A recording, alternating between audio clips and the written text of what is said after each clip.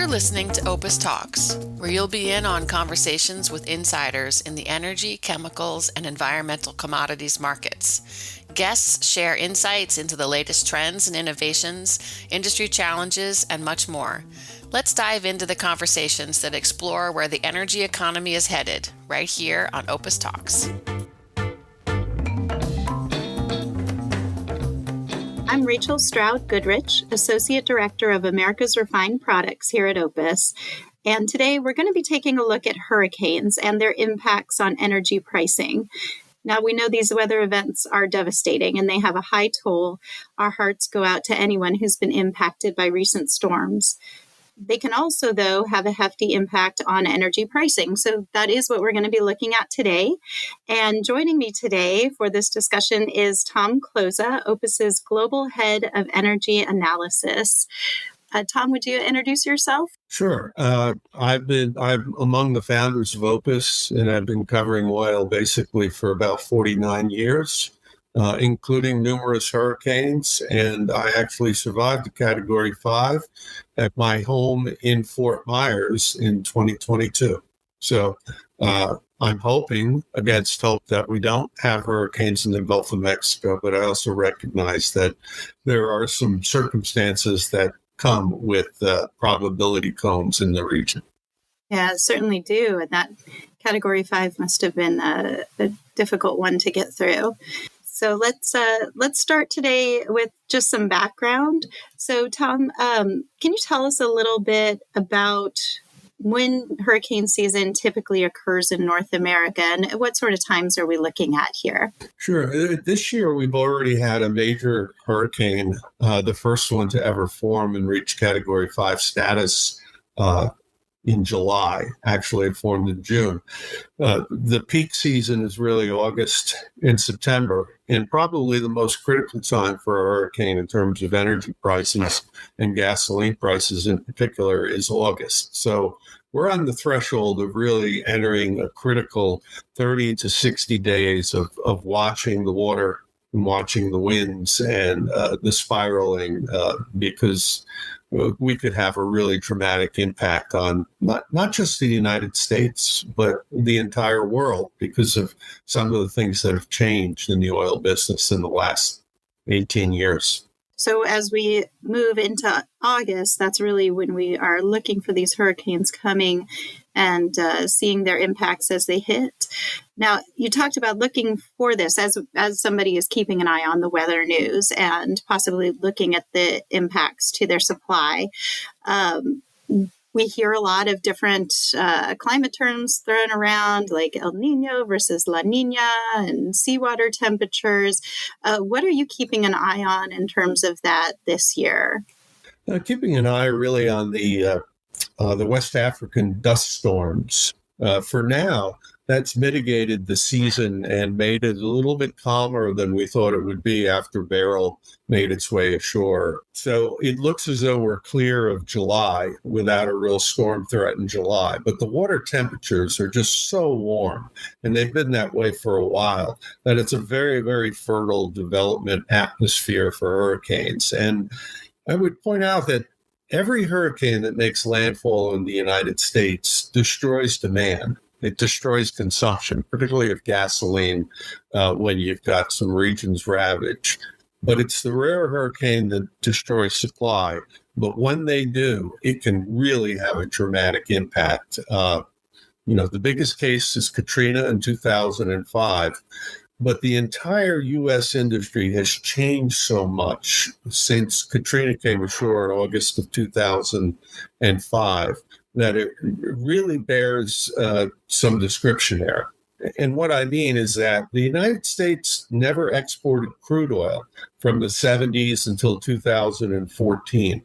Now we're kind of the supermarket of crude oil to the world. And we're also providing a lot of refined products, particularly to Latin America, but really probably 50 different countries. So one might suggest that whereas the Strait of Hormuz is recognized as the most critical choke point in the world for oil and for refined products prices, the U.S. Gulf of Mexico is number two. There are many, many days where we export a combined amount of hydrocarbons of about 12 million barrels a day. So let's dig into that a little bit further and kind of the details. So, if we're looking at preparations ahead of the storms and how the refineries are dealing with this, how the drilling folks are dealing with this, I mean, what are these producers contending with, and how are they affected specifically by the hurricanes, which then affect the supply? Well, you have about 2 million barrels a day of offshore crude oil production. Most of it is off of Louisiana and Texas, but there's some other stuff scattered in the Gulf of Mexico. Mexico also has perhaps 1 million barrels a day or more of production in the Bay of Campeche, which was part of the path of Hurricane Beryl. So there's a lot of crude oil there, but the biggest difference and the biggest impact in crude oil can come in exports. I mean, we're routinely exporting about 4 or 5 million barrels a day of crude oil to the rest of the world. And I would suggest that if not for U.S. exports of crude oil, we'd probably be looking at $100 plus prices in the rest of the world. We mitigated that when we began to sell a lot of SPR crude in 2022, and it's continued to sort of suppress the price of crude oil in 2023 and 2024 because of the robust amount of exports. We're also exporting about 1.25 to 1.4 million barrels a day of diesel, much of which goes to South America or Latin America. If you watched Hurricane Beryl, when it kind of barreled through the Caribbean, by the way, it went over a lot of different territory that used to have refining in the Caribbean, places like Trinidad, Curacao, Aruba. And that's a major difference, too, from, let's say, 2005 when Katrina came ashore. We don't have that South American or that Latin American refined products capacity. So the entire hemisphere is much more dependent on the U.S. Gulf of Mexico. And by the way, if you look at all of the different crude oil projects and refining projects that have occurred in the last 15 years, all of the additional refined products capacity has been along the Texas and the Louisiana coast.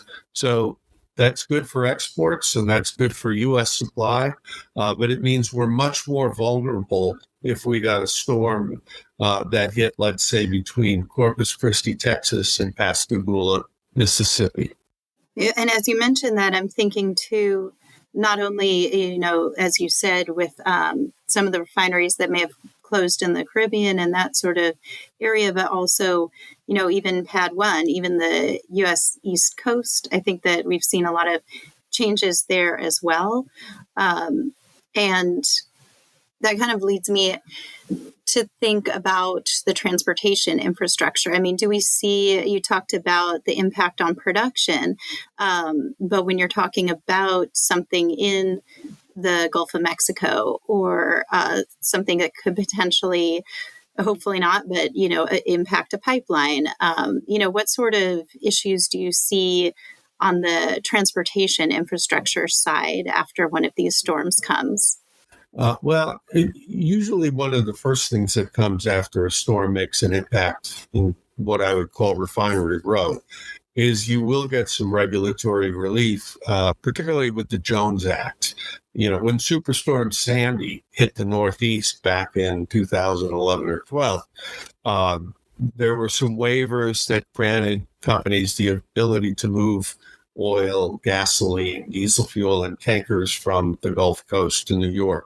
Ordinarily, you can't do that. You've got to use American flag vessels, and the transportation costs can be 15 or 20 cents a gallon. So that's kind of one thing that the regulators have in their pocket in terms of a lever that they can pull, should there be a storm really impact things.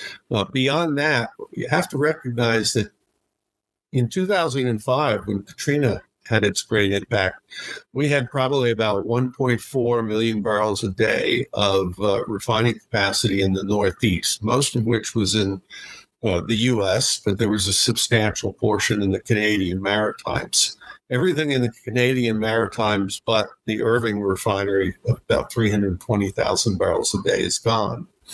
And not only that, this hurricane season, it looks as though we're going to be performing some maintenance in the Northeast on the Irving refinery and the refinery that Delta Airlines operates in Trainer, Pennsylvania. So it makes that region, much more vulnerable to storm impacts. And Gulf Coast refiners supply an awful lot of the gasoline that's sold in the Northeast, or really all over the East Coast.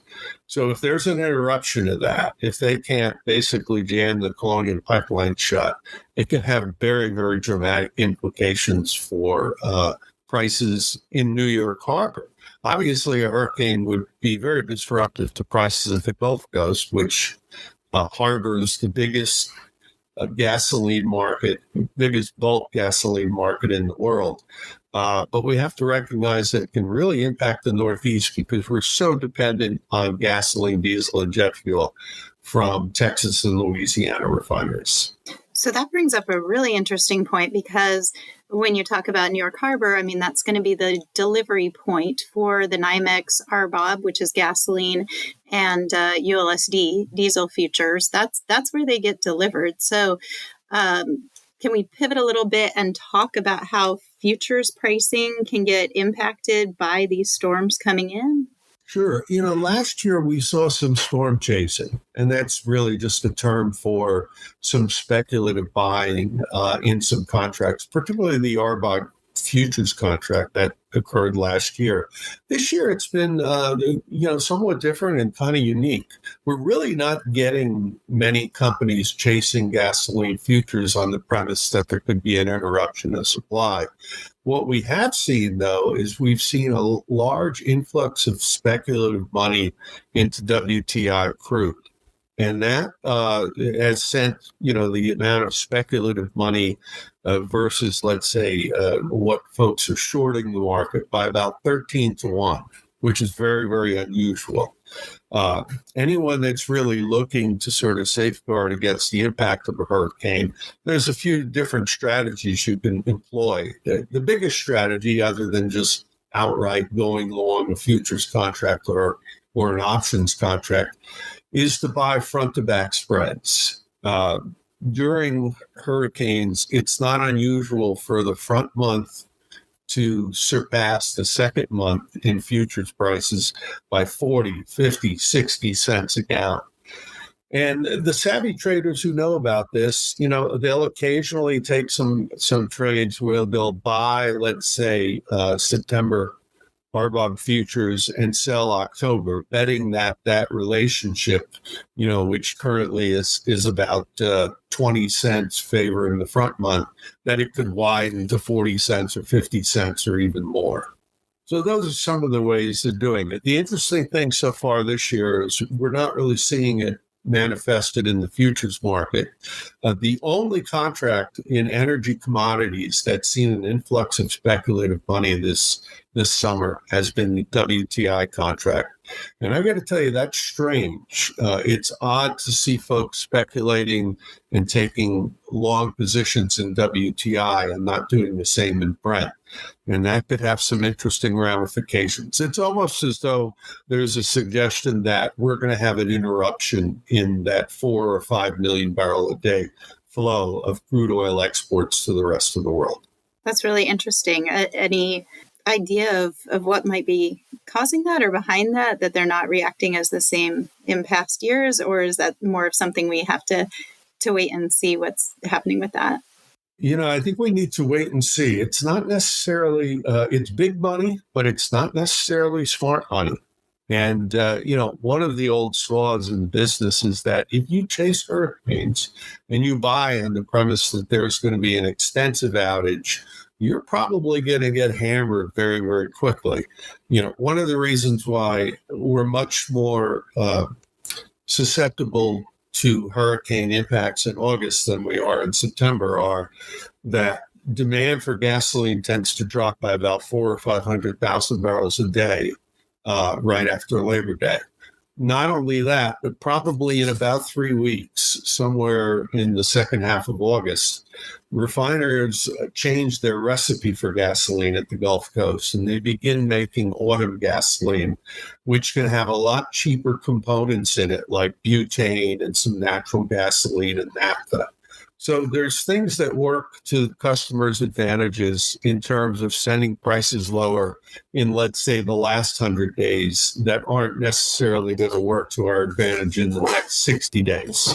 So that's essentially saying that because we have that lower RVP, the lower read vapor pressure gasoline coming in for the fall, and we know that that tends to be cheaper to make, supply issues that might come across after a hurricane, they're not going to be as bad once we get into that transitional period where we're starting to go toward fall gasoline. So it's really that, again, as you said, it's that August month that we're going to see maybe the biggest price impacts. They could be short-lived. And I think that, getting back to regulatory relief, did you say that that's also some sort of tool there in terms of RVP? Is that something that can be used as well in hurricane relief? I think everyone needs to recognize that August is much more critical than September or October in terms of hurricane impacts. In August, you have to use a very low vapor pressure gasoline because of the problem with summer ozone, and it's a much more difficult gasoline to make. This White House, people can criticize them for a lot of different things, but they're laser focused on gasoline. They have a task force. And I would submit that probably if the problem with the hurricane came late enough in August, they might relax some of the specifications and allow for the sale of autumn gas as opposed to summer gas a bit early. They've certainly exercised those sort of waivers in the past. Once we get into September, the formula for gasoline changes. Demand drops from about 9.3 million barrels a day to about 8.8 million barrels a day. And generally, there are a lot of pressures that are brought to bear on gas prices to send them lower. It's one of the reasons why you have this old saw, and it's kind of heresy that, gasoline prices always drop in front of the election. Well, they do. Just as the amount of daylight drops and the driving drops and the gasoline formula changes. So it's not a vast conspiracy. It's just typically that the last 100 days of any year are always going to see pressure on gas prices. Yeah, just sort of a seasonal effect of it being that time of year sort of thing. So we talked a little bit, about the futures prices, but I do want to just get an idea from you in terms of physical gasoline prices and what you do see when there are hurricanes. And I guess there's no one way it could go, right? Like we could see power interrupted. I think that was one of the big issues with Beryl. We could see, the storm surge. We could see high winds. Depends where things land. But, if we're talking about something coming into, say, the Gulf of Mexico region where the refineries are, I know you said it won't last long, but like what typically do we see? Are we seeing the diffs, the prices that physical product are trading compared to futures? Are those going high? Like what sort of impacts do you typically see? Well, let me set the stage. This year, we're seeing gasoline fetch very, very modest profit margins versus crude. That's dramatically different from last summer and dramatically different from the 2022 summer. In terms of how much gasoline fetches in terms of a profit over crude oil, it's probably only around $10 or $12 a barrel now as compared to $20 to $35. So we've got that kind of working in our favor for the moment, that gasoline profits are pretty nominal, and they tend to drop as we get into the fall. The problem with that is that means that you could get a pretty big run up without really having that many dramatic consequences. And to a certain extent, a lot of refiners can hope that a hurricane might impede production. Let's say Corpus Christi, if they've got operations in the Texas Triangle or New Orleans or whatever. So we're not seeing gasoline fetch a very strong premium to crude oil at the moment, but that could change certainly with a hurricane impact. I would mention that a Category 1 hurricane doesn't really have that much impact. And through history, it's very rare to see one that results in a lot of shutdowns. Category 2, kind of on the fence there. But once you get into Category 3, 4, or God forbid 5, that's where you can really have an impact on prices. In 2008, we saw Gulf Coast gasoline prices trade at $1 to $2 over the futures market. And the futures market moved up pretty substantially as well. So, one might say that there's plenty of kindling and oxygen for a real surge here, but hopefully we won't get storm impact.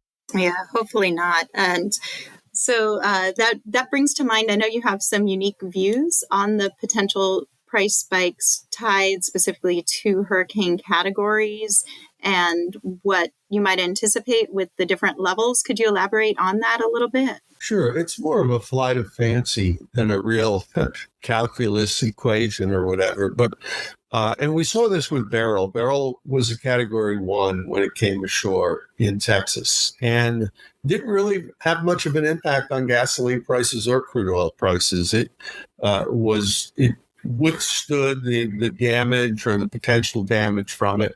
And most of the refineries actually kept operating while the hurricane came ashore. I think that when you get other category numbers, my rule of thumb is you take the category of the storm and you cube it, and that's a likely impact on prices. So if you had a Category 3 storm come ashore in New Orleans, it might be 3 times 3 times 3, which is 27 cents a gallon.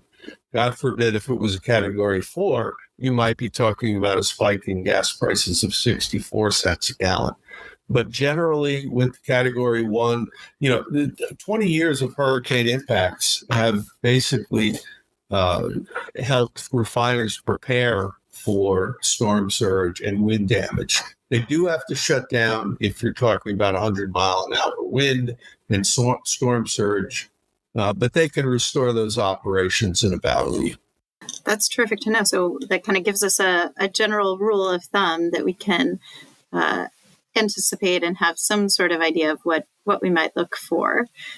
Now, one thing I did want to touch on, we talked, a lot about the U.S., a bit about Canada, but what do you see? What might happen for Latin American, Caribbean, South American countries? How might they be impacted from the storms? Well, that's the real dramatic difference between now and 2005 with Katrina. Back then, there was actually more Latin American refined products output. Not counting South America or Caribbean. There's virtually nothing in the Caribbean now, and there were substantial refining operations back then. The population has grown there, but the actual refining capacity, and a lot of this is due to the failures of PDVSA and Venezuela to basically operate their refining system. In the United States, we operate at 98% of capacity. Venezuelan refineries might operate sometimes at between 15 and 25% of capacity. Mexico is pretty low in the 30 or 35% range. So the United States has an advantage because we've got cheap crude, we have cheap natural gas, cheap hydrogen, which is used to remove sulfur throughout a refinery. And so it's really the privileged continent in terms of an atmosphere for refineries. That said, we're probably providing over 1 million barrels a day of diesel and well over 500,000 barrels a day of gasoline to Latin America. And if that were cut off because of hurricanes, that would have some real dramatic impacts on that region. The Southern Hemisphere would be in quite substantial trouble. It's good to know. So something to keep an eye on, and just how those product flows and changes in production have really impacted things over the years. I think we've had a good glimpse of that. Yeah, one other thing to keep in mind for that too are the politics of it. If you had a hurricane knocked out, let's say the three Corpus refineries or Baytown and Beaumont, you might find some people in the regulatory environment or some people in Congress that go, hey, how come we're sending 800,000 barrels a day of gasoline to foreign countries and 1.25 million of diesel? Why aren't we keeping it here? And obviously it's a nuanced and more sophisticated answer where, these refineries exist only because of that valve of moving exports. But I worry about, the reaction where there might be some movement afoot to sort of suppress gasoline or distillate exports if you did have a major storm impact like Harvey, Katrina, or even Aya back in 2021. So, Tom, as we expand regionally, where else, what other impacts should we be looking at beyond? We talked about the Gulf Coast and the Northeast and now Latin America, but what else should we be looking at here? All right. Well, I think the Gulf Coast and the East Coast are the primary regions you have to worry about. Although I would suggest that Latin America is much more important than those in terms of potential for a really strange impact. But the Midwest gets a considerable amount of gasoline and diesel from Gulf Coast refineries and move up the Explorer pipeline or some other pipelines. And one of the problems is we will have a refinery closing within the next 9 months or so. The Houston Lyondale refinery that runs about 280,000 barrels a day. That facility is going to be retired before the first quarter of 2025. So, currently we're suffering with a real problem at a Chicago refinery that got kind of knocked out of whack when it was nearly hit by a tornado probably about 10 days ago. So that's a loss of about 240,000 barrels a day in the region.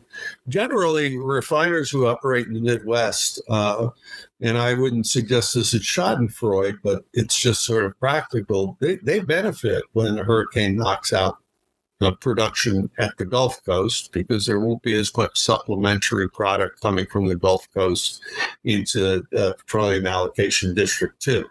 But this year we might be a little bit more vulnerable, and it wouldn't surprise me if Great Lakes prices, tend to be higher than the rest of the country because of the way we're set up for hurricane season 2024. Yeah, so it's all kind of a balance, and looking at, like you said, with one refinery that's currently down in the Midwest, suddenly and a loss of, or coming loss of production in the Gulf Coast, suddenly that creates a new dynamic, I guess, as we're going forward. Really, as we look at the fall months, once we get through August, we might still see these hurricanes coming, but the impacts, the demand is already going to be lower. The impacts from any supply loss are not going to be felt the same way. That actually brings to mind a question I want to ask you, because I know you have an idea about how generally, right? Like how do people separate the hype from the actual likely consequences of a storm? Like we're saying, you hear a hurricane's coming, but maybe we're already into September. So how do you separate that out? Well, the oil business, and particularly prices for oil, are really, a case of every overreaction prompts a similar overreaction, whether to the up or the downside. The one thing I've noticed, though, in 45 years of watching storms, is that there's a readiness to sort of buy in a speculative aspect to it if something happens between, let's say, August 1st and September 15th. After that, not so much, particularly for gasoline. The one storm that I remember is, everybody talks about Katrina, but hardly anyone talked talks about Rita, and Rita came a few weeks after Katrina, and it didn't have that much of an impact on gasoline prices, but really sent diesel prices considerably higher in the fall of 2005.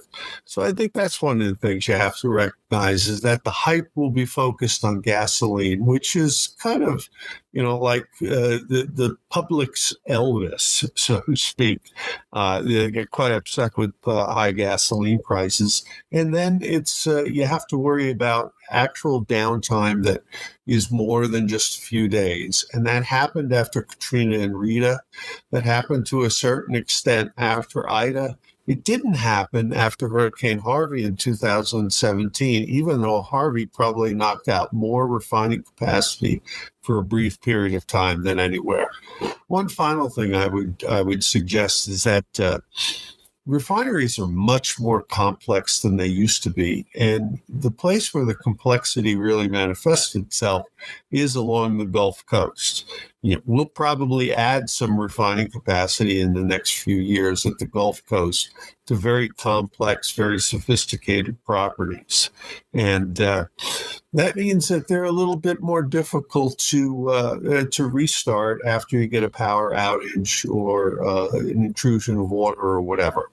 So those are the things we need to concentrate on.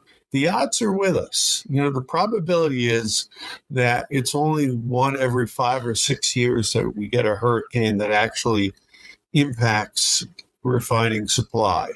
But this year, based on all the expertise, it's going to be a little bit higher probability than normal. Well, that's really good to know. So we'll keep an eye on that.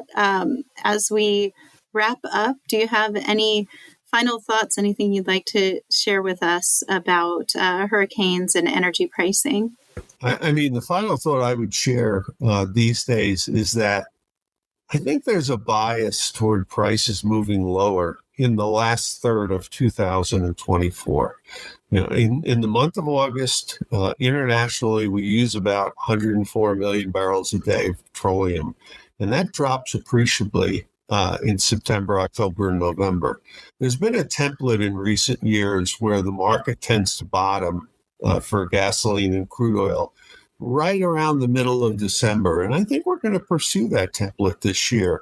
It may be altered a little bit by the election, but very little that happens in the election will probably impact prices in 2024. The greater impacts come through the presidency that goes from 2025 to 2028. So without a storm, I think we're looking at appreciably lower prices for gasoline and appreciably lower prices for crude oil in the last third of 2024. Sounds like exciting times, and that's good advice. We'll aim to keep our heads about us as we go forward with this. Well, thank you so much, Tom. Thanks for taking us through this today. It's been a pleasure speaking with you. We hope you've enjoyed today's insider conversation on OPIS Talks. Join us next time for a deep dive into another industry insider's world.